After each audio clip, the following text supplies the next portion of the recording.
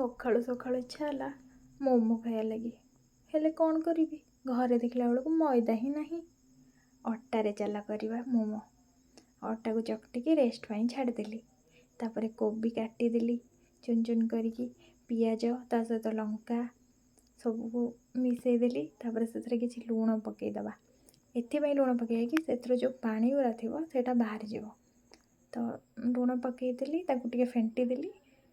ଫେଣ୍ଟି ଦେଲା ପରେ ତାକୁ ଯେତେବେଳେ ମୁଁ ଫେଣ୍ଟିଲି ତାପରେ ତା ଏକ୍ସଟ୍ରା ପାଣି ଗୁଡ଼ାକ ସବୁ ବାହାରିଗଲା। ତ ମୁଁ ତାକୁ ବାହାର କରିକି ରଖିଦେଲି ସାଇଡ଼୍ରେ। ରଖିଲା ପରେ ସେଥିରେ ଆମେ ଏବେ କ'ଣ କରିବା ନା, କିଛି ତେଲ, ରିଫାଇଣ୍ଡ ତେଲ ହେଲେ ଚଳିବ। ତ ତେଲ ପକାଇ ସାରିକି କିଛି ସୋୟା ସସ୍, ତାପରେ ଟମାଟୋ ସସ୍ ହଉ, ଚିଲି ସସ୍ ହଉ, ଯାହା ବି ପକାଇ ପାରିବେ ଆପଣଙ୍କୁ ଯେଉଁଟା ବି ଭଲ ଲାଗେ। ତ ଟିକେ ଲୁଣ ପକାଇବା, ଯେହେତୁ ଆମେ ଫାର୍ଷ୍ଟ ଲୁଣ ପକାଇଥିଲେ। ତାପରେ ସେଥିରେ କିଛି ଚିକେନ୍ ମସଲା, ତାପରେ ଧନିଆ ଗୁଣ୍ଡ ପକାଇ ସାରିଲା ପରେ ଆମେ ତାକୁ ମିକ୍ସ କରିକି ସାଇଡ଼୍ରେ ରଖିଦେବା। ତାପରେ ଏବେ ସେ ଯେଉଁ ରେଷ୍ଟ ପାଇଁ ଅଟା ଛାଡ଼ିଥିଲେ ତାକୁ ଚକଟି ଦେବା, ଗୁଳା କରିଦେବା। ମୋମୋସ୍ ପାଇଁ ଛୋଟ ଛୋଟ ଗୁଳା ଦରକାର, ତ ଗୁଳା କରିଦେଇକି ତାକୁ ସାଇଜ୍ରେ ଏମିତି ବେଲି ଦେବା। ବେଲି ସାରିଲା ପରେ ମଝିରେ ତା'ର ଯେଉଁ ପୁରଟା ଆମେ ବନେଇଥିଲେ ସେଇଟା ଦେଇଦେବା। ପୁରା ଭରି ଭରିକି ଦେଲେ ଟେଷ୍ଟି ଲାଗିବ। ତ ଭିତରେ ପୁରଟା ଦେଇଦେବା।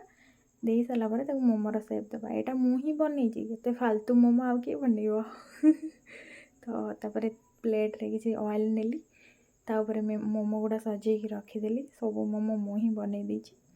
ତାପରେ ସବୁ ପ୍ରକାର ମୋମୋ ପୁଣି ବନେଇଛି। ତାପରେ କଡ଼େଇ ବସା ହେଇଛି, ଟିକେ ପାଣି ଫୁଟୁଛି, ତା ଉପରେ ପ୍ଲେଟ୍ଟା ରଖିଦେବା, ଯେଉଁଟା ଆମେ ବନେଇଥିଲେ ରଖିଦେବା। ରଖିକି ତାକୁ ଘୋଡ଼େଇ ଦେବା 15 ମିନିଟ୍ ପାଇଁ। ଘୋଡ଼େଇକି ଛାଡ଼ିଦେବା।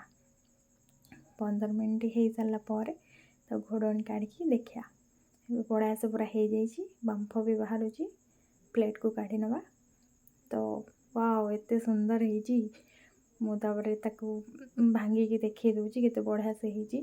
ମୁଁ ତ ଖାଇଲି, ବହୁତ ହି ବଢ଼ିଆ ଲାଗିଲା। ଆପଣମାନେ କରିକି ଖାଇକି କୁହନ୍ତୁ କେମିତି ଲାଗିଲା। କମେଣ୍ଟ ବକ୍ସରେ ନିଶ୍ଚୟ ଜଣାଇବେ।